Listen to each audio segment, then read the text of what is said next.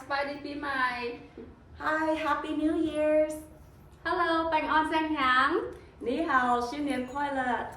Hello สวัสดีปีใหม่